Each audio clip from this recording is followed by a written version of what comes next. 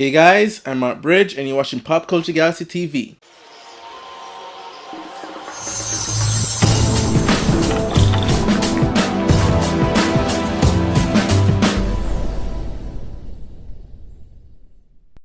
So, the Man of Steel 2 haven't been officially announced yet, but when DC announced their slate of films, they did mention that a Batman and Superman solo movie would be sprinkled throughout that time. They just wanted to give highlight to the films that you don't know about, like Wonder Woman, Justice League, Flash, Aquaman.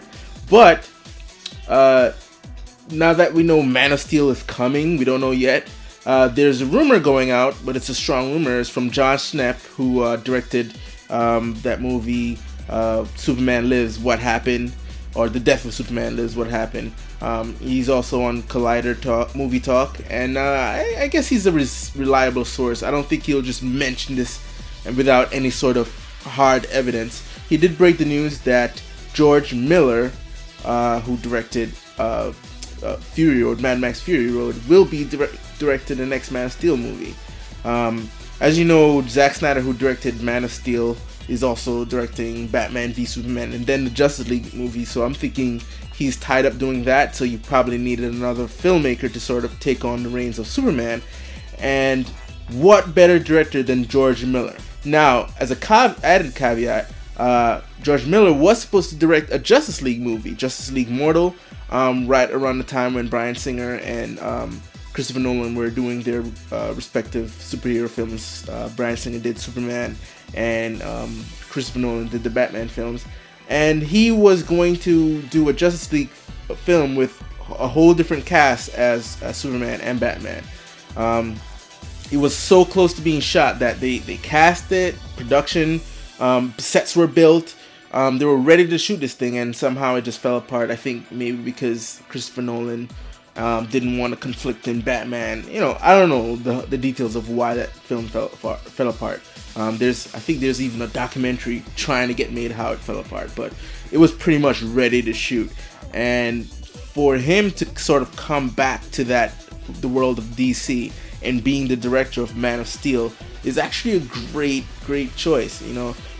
George Miller is an awesome filmmaker. He can do comedy, which you saw in Babe and Happy Feet, and he can do serious action films, as you saw in the Mad Max films, especially Mad Max Fury Road, which was like one of the top films of this year. So if he is the one, which evidence are really supporting, John, like I said, John Schnepp, he's a reliable source.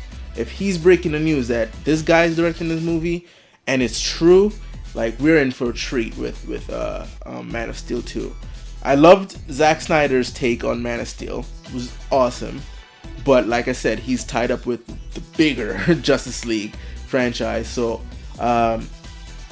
having George Miller sort of take the reins of Man of Steel shows that it's in good hands, and he will give us sort of the same action flair, even if not more, like Zack Snyder did with Man of Steel 1.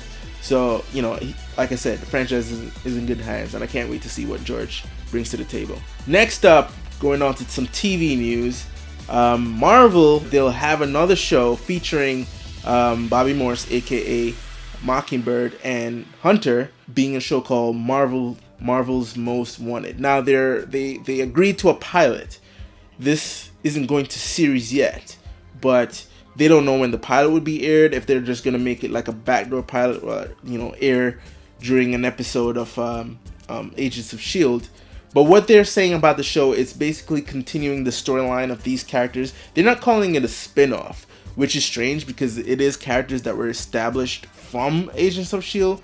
having their own show, but they're trying to say, no, it's its own thing, which I get. I get what they're trying to say.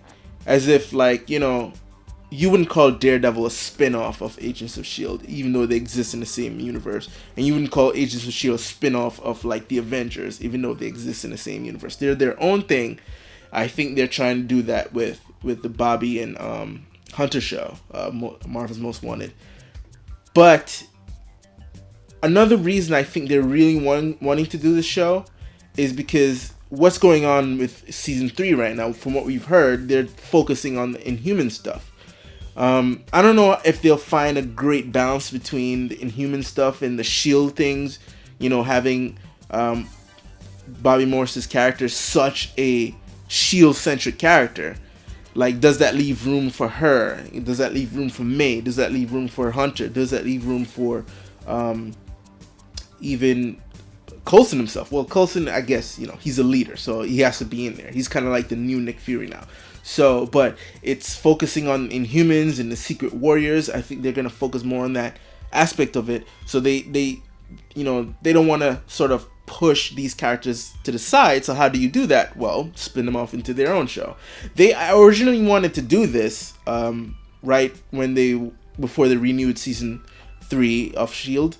You know, there was talks of them spinning off the show, but then, you know, they kind of put the kibosh on that, but now it's resurrected. So if we do the tally now, we have Agents of S.H.I.E.L.D.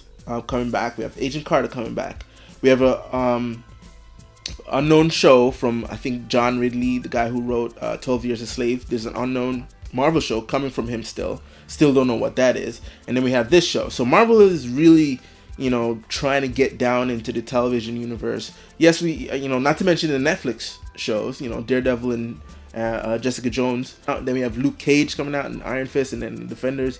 So Marvel is doing well in the TV front as well as the cinematic front. So for this show, it sounds exciting. I guess it'll be focused more on just the spy stuff, espionage stuff, while Agents of S.H.I.E.L.D. focus more on the Inhuman stuff, the supernatural. So that's a way they can find that balance, because S.H.I.E.L.D. originally started out as a spy show with, you know, sprinkled supernatural stuff in it, and now they're going into more of the supernatural, the superhero type stuff. I guess they need a show to focus more on the spy, and I guess that's where Marvel's Most Wanted will fill in that gap.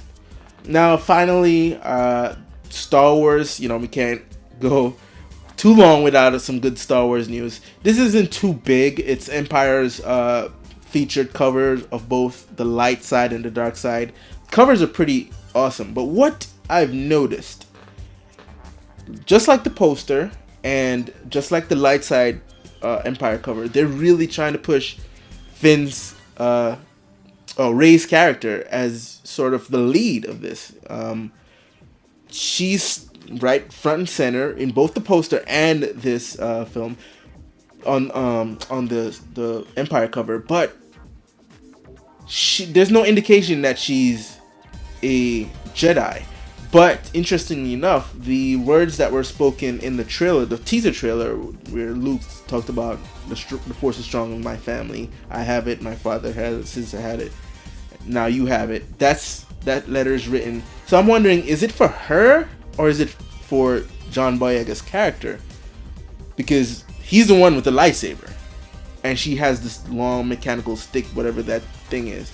So I'm still wondering, is she a Jedi or is she just sort of, a super warrior?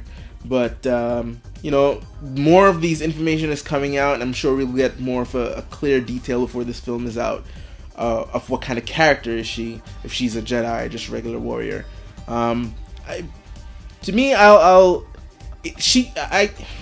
She could be a Jedi, but I wouldn't be mad if she's not, and it's just relegated to Finn's character, him being the only Jedi. But like I said, I'm super excited. I like how they're slowly revealing these stuff. As always, you can follow me on Twitter. I'm at Marky Tundra, and you can like PopCulture Galaxy on Facebook. That's facebook.com/PopCulture Galaxy, and visit the site popculturegalaxy.com, and subscribe to the channel, like, and give us a comment. I want to hear what you guys think.